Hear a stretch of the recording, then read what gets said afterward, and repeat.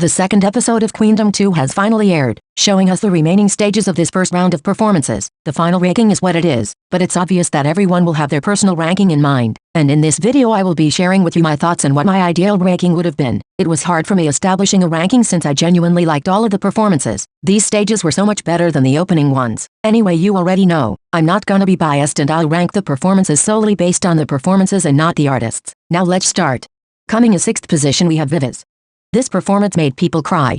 Don't lie to me, we all got a bit emotional. But anyway, they brought back those G-friend aesthetics. Everything was so incredibly beautiful looking, totally stunning. The vocals were clean and very stable. Then those G-friend choreographies really never age. They're always so graceful but sharp at the same time. The aesthetics were really top-notch and the girls showcased so many emotions through their expressions and through their voices. But now let me tell you what my problem with the performance was. It didn't look much different from a music show performance. It didn't feel as outstanding as a Queendom performance should be. Yes, the stage was beautiful and everything, but the performance itself didn't really leave a big impact on me. I wanted to be surprised and they did not surprise me. So yeah, the girls were very expressive and the stage looked stunning, but other than that there wasn't much else that made me go wow, if you know what I mean. So that's why I'm not gonna rank them higher.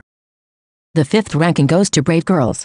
I had fun watching and they also had fun performing, which is amazing. They made me want to dance and they served vocals. I was very happy they decided to perform Chi Ma Baram since it's one of my favorite songs from them. And then of course, they also sung their iconic hit Rolling. It was a good choice in my opinion. I appreciated them playing those drums in the beginning. I liked that they alternated solo moments and group parts. It made the performance more dynamic. The dance break was cute. Nothing crazy but cute nonetheless. And I also really loved the whole remix they did. All in all it was good, but I just think they could have popped off a little bit more, especially during the dance break. Something more could have been done, but anyway this wasn't bad at all.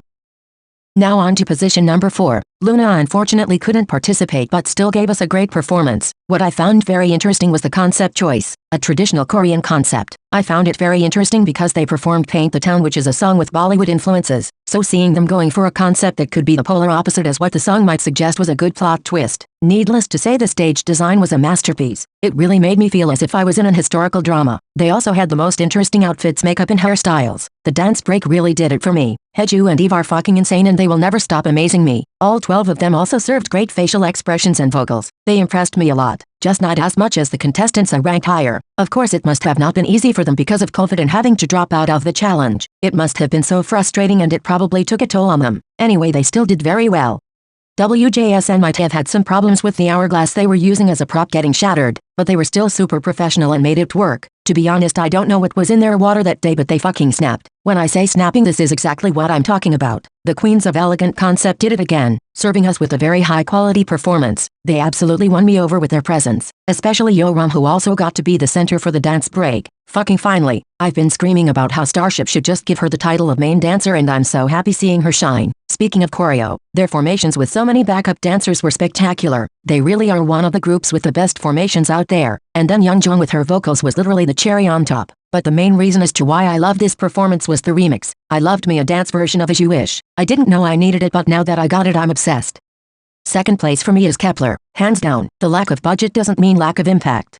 I love me a group that changes basically the whole choreo to create a brand new one specifically for this performance. And by the way, dayeon is literally so amazing at leading during practice and making sure everyone is doing well. I loved how they switched from dancing in small groups to solo dance parts to group dancing. Anyway, this new choreo had my jaw dropping. Like, I'm sorry, but it was the coolest thing ever. They might have had zero budget in terms of stage design, but they said fuck it. We're gonna show how good we are and how well we can captivate people with just our amazing moves. Their stage presence was also out of the roof. Not to be biased or anything, but Miss Dayeon, the performer you are, the main dancer you are, the main rapper you are, the main slayer you are. But moving on, everyone was also serving super stable vocals. They were so good at lip singing that Youngjong, the vocal legend herself, complimented them. Anyway, they showed so much power. They came in mad, wanting to prove their worth, and they absolutely fucking did. Like, this is how you do it. They understood the assignment. They didn't limit themselves to just performing their regular choreo and adding a dance break. They did something completely new and they fucking slayed.